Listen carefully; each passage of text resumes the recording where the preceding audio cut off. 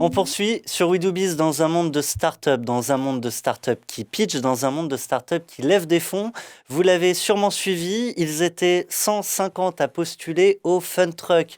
20 finalistes, 5 grands finalistes. Au final, il n'en restera qu'un. J'ai le plaisir de recevoir sur notre plateau l'un des 5 grands finalistes, Ladislas de Toldi. Bonjour. Bonjour. Ladislas de Toldi, vous êtes cofondateur et dirigeant de l'ECA. Vous avez dû, devant le camion du Fun Truck, pitcher dans des conditions extrêmes, sous la pluie, par grand froid, grand vent. On va dire qu'on est relativement plus confortable ici en studio. Je vais vous demander de faire le pitch en 30 secondes pour nos auditeurs. Alors l'ECA, c'est une jeune start-up qui s'est donnée comme mission d'aider les enfants exceptionnels à vivre des vies exceptionnelles. Par enfants exceptionnels, on regroupe tous les enfants qui ont des difficultés motrices, intellectuelles, cognitives et qui ont besoin de supports d'apprentissage et de jeux qui soient adaptés. Par exemple, les enfants autistes, les enfants trisomiques, les enfants polyhandicapés. Et nous, chez l'ECA, on pense que la technologie peut servir de support et c'est pour ça qu'on développe un petit robot sphérique et interactif qui s'appelle l'ECA aussi, qui est capable de se déplacer, de changer de couleur, de parler à l'enfant et de réagir aux interactions.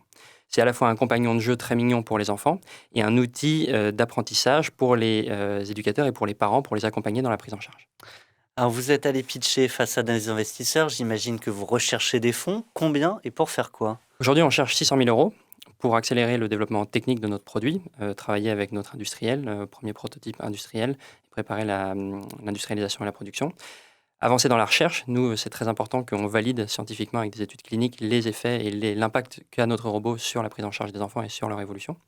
Et on va lancer une campagne de crowdfunding, de précommande, en avril 2016 sur la plateforme Indiegogo. Et ça demande aussi des fonds pour préparer au mieux et avoir des résultats qui soient les plus intéressants possibles. Ces investisseurs, ils ont évidemment plein de questions. C'est normal. Est-ce qu'il y en a une qui a été particulièrement déstabilisante?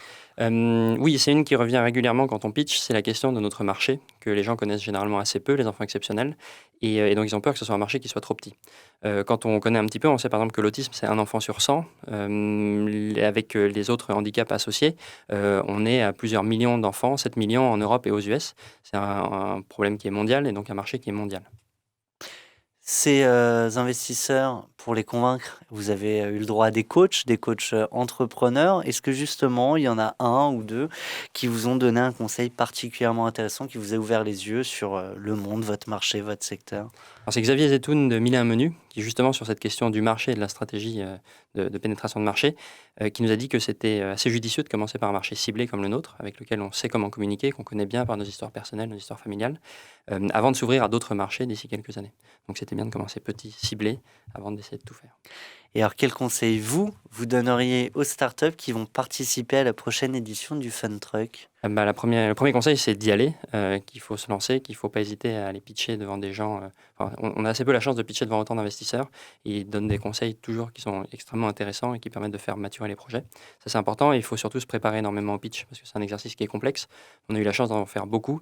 Essayer d'en dire le moins possible et de savoir répondre à toutes les questions qui découleront du pitch de 3 minutes. Bientôt un petit robot pour apprendre à pitcher face aux On investisseurs. espère une application.